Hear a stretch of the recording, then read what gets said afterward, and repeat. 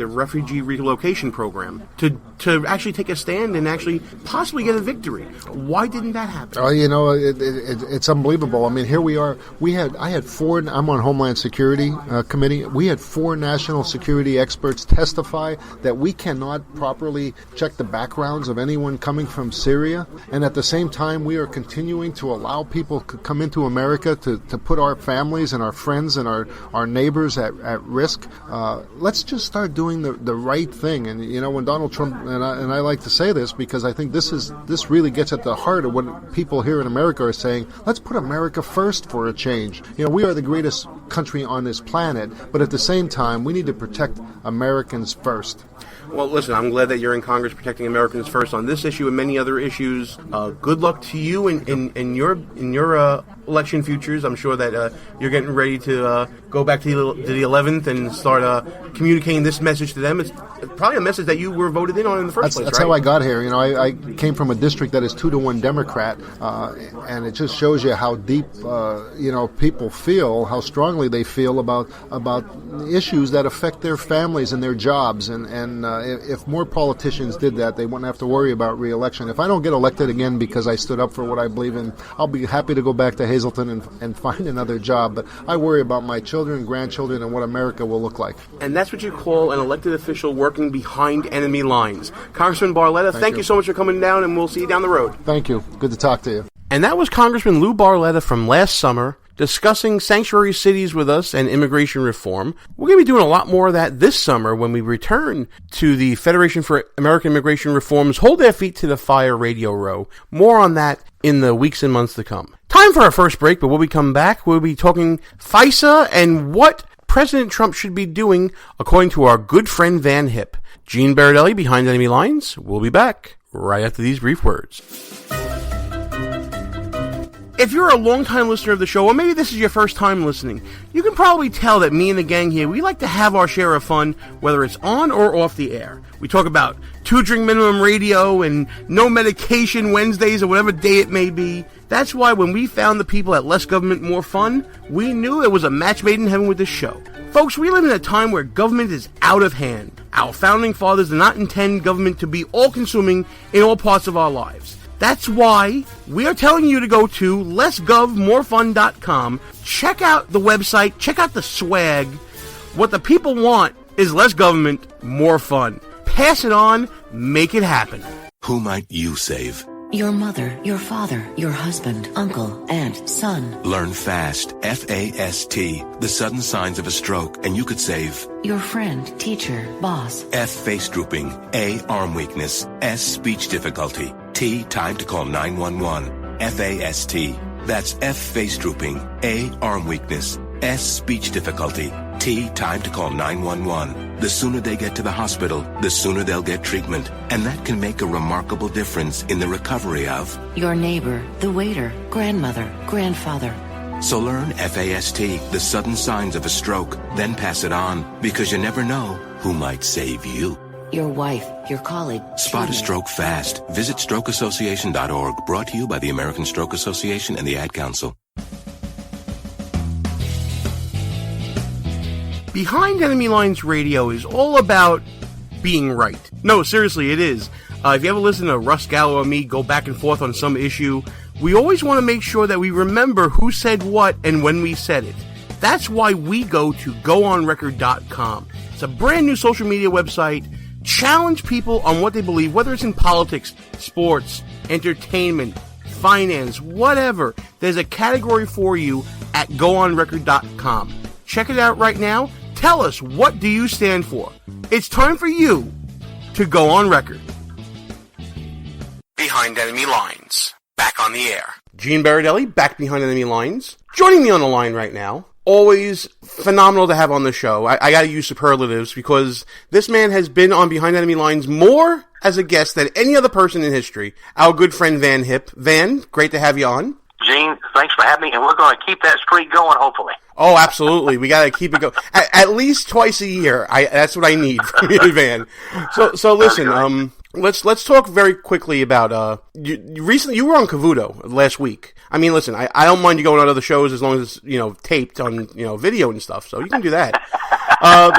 But you were on Cavuto, and, you're talking about, intelligence leaks and things like that. Let everybody know, your take on this whole situation with what we're seeing in this breakdown in the intelligence community.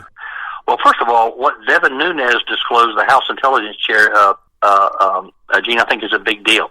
That the Trump transition team and possibly the then president-elect himself, that they were surveillance was conducted, what they call incidental surveillance, which could have been a ruse, just so they could go after, conduct surveillance on the Trump transition team. And on Friday, the National Security Agency delivered boxes of information that backs up what Devin Nunes says, according to multiple sources, to the House Intelligence Committee. I'm sure they've got their lawyers and investigators going through that now. But let me tell you, we've got we've always had leaks in government. Okay, Abraham Lincoln's first State of the Union address was leaked to the press, but we've never had anything to this degree, this magnitude, this intensity.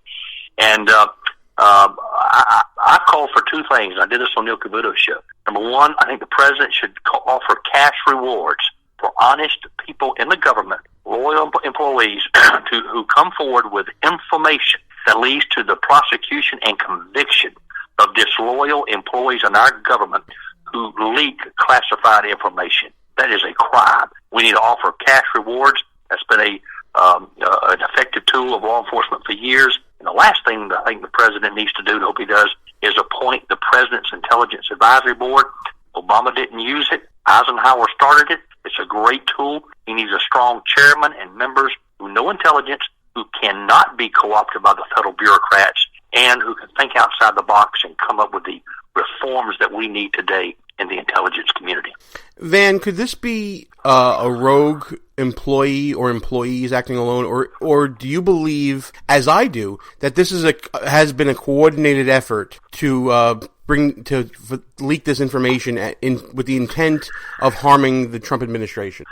Well, hopefully the Nunes investigation gets to that, and it's more than just one person. And what I did find troubling was, if you recall, this past week when Trey Gowdy asked the FBI director, says, "Okay, you've got the Russian investigation going on. That stuff may or may not be a crime. We know it's a crime, and it's a felony to leak stuff like they did on General Flynn on his call. We know that's a crime. Will you commit to at least looking into that?" And he wouldn't commit. And then we find out on Friday that the NSA has complied with a congressional request to turn over this information. The FBI has not. So we need major reforms in our intelligence community. We have a commander-in-chief. They need to support the commander-in-chief, and those who are committing crimes and felonies in the federal government leaking this should be brought to justice. It boggles my mind that members of the intelligence community, people that are really on our front lines, in keeping our nation safe, in one of the most important ways possible, that they're turning their tools and their know-how towards political means. Van, you've been around and you know more than probably anybody else I know on this topic. Has this ever happened before in history, the way to this magnitude? Not to this point, and I think we've got to send a message, and I think Pompeo, the new CIA director, is a good guy. Of course, they try to play politics with that. Usually, the CIA director is confirmed the day the president, or right after the president is sworn in. They try to play games with that. But we need to send a strong message that the politics and the political shenanigans in the intelligence community, you check your political hat in at the front door when you come in and become a part of this government. Now, speaking of playing politics, of course, we've seen what's been going on with the reaction to Devin Nunes reporting to the president his findings, and how Representative Schiff and many other Democrats have been calling for his head. It seems like this is more theater to the Democrats than it is about an important investigation. Well, there's no question. The Democrat National Committee, they had their talking points that all of the Democrat members of Congress regurgitated to go after this president, and the mainstream media, because they never let facts get in the way of reporting their fake news. They had everything lined up, but something happened along the way. The new revelations that Devin Nunes brought out, and as the old saying goes, facts are stubborn things. And I think the American people get it, and we need an open and we need a transparent government. I think President Trump is trying to provide that, but this is why I think it is so important that he announce his President's Intelligence Advisory Board immediately and use that as an effective tool to help find out where the leaks are coming from, but also get those reforms in place that we need in the intelligence community today. So where do you see the end game for this, Van? Are there going to be hearings, and are Obama administration officials going to be called in to give testimony? Do you think that this is going to die with this turnover of information? I don't think so. I think this is going to. This is going to get very interesting. I think what happens these next few days are crucial on what the investigators and the lawyers for the House Intelligence Committee find in the documents that have been turned over. I hope the FBI would also comply with the request of Congress and also turn over the documents that they have. And then I saw where Geraldo Rivera actually called for an independent counsel. And I'm usually not a big fan of independent counsel, but I think independent counsel here could make a lot of sense. But I get back to the cash rewards. We're going to spend, there's always leaks in the government, and they spend a fortune trying to find the leakers, and they don't find the leakers. Let me tell you something. You start offering cash rewards, and they'll rat out. They will rat out the bad characters we've got in our government. If somebody told me you offer big enough cash reward, even though the wives of the husbands who are committing these felonies will probably come forward to get the cash reward. Yeah, I just hope that the information isn't so, I'm trying not to laugh at that, Van, because I don't know. I've made a New Year's resolution to be good, but I'm laughing inside, just so you know. But listen, the one thing that I'm worried about when it comes to this cash rewards is how much of this information was compartmentalized from other people within the intelligence community. That may be a factor in determining who knew what and when they knew it, right? That's a very good point. But it's coming from. It's like this thing. Like I said, the intensity and the magnitude. It's like picking up. It was not just General Flynn that they leaked the call that he was on, which leaking that is a felony. How about the president's own conversation with the Prime Minister of Australia? You go on and on and on. It's like every other day the leaking stuff, and in an effort to undermine, these are career bureaucrats who are anti-Trump, and there's no question that there's an effort to undermine his presidency. I totally agree with you. I think that if someone's wife is out there, they could claim the money as well. But listen, before I let you go, I always want to make sure that we talk about the new terrorism, how to fight it and defeat it. A great book by our friend Van Hipp. I've read it cover to cover. It is phenomenal. But not only is it phenomenal for its content, it's phenomenal for what it's doing for our National Guardsmen and their families. And we want everybody to pick up the book on Amazon. It's still going strong, pal, and we're very proud of that. Well, I appreciate it, and we might have to work on another one, but it is. We've been able now to provide, I think it's 8 scholarships now through the National Guard Education Foundation for the children of fallen guardsmen. That's phenomenal work, pal. Van Hipp, thanks so much for coming on the show, and we're going to keep the streak alive. I'm telling you right now, we love having you on. We're going to keep having you on. Gene, enjoy being on, and God bless. And that was our friend Van Hipp. Always great to have him on. He's such a gentleman. He's always so giving with his time with us. We missed him at CPAC this year. Hopefully next time we're down in the sea, we'll see him, and we'll see him down in Washington. And you know what, folks? It's halftime here on the show. I want to thank you guys for listening to Behind Enemy Lines. Check us out at www.behindenemylinesradio.us. Check us out on the Facebooks and the Twitters at BEL_radio.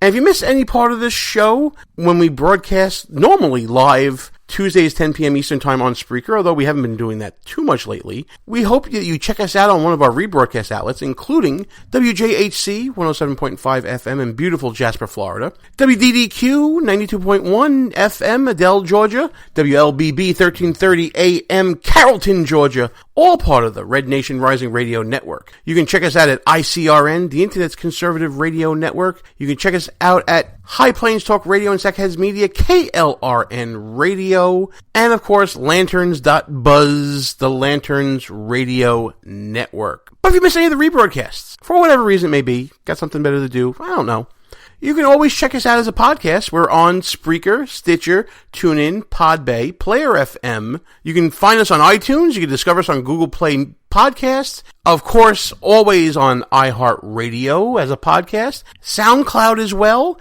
And most recently, SiriusXM's newest podcasting platform, Auto Radio. You can check us out there as well. Whole bunch of ways you can listen to the show. Take us with you. We want to travel wherever you go. We're needy. We need attention. We want to talk to you. Time for another break, but when we come back,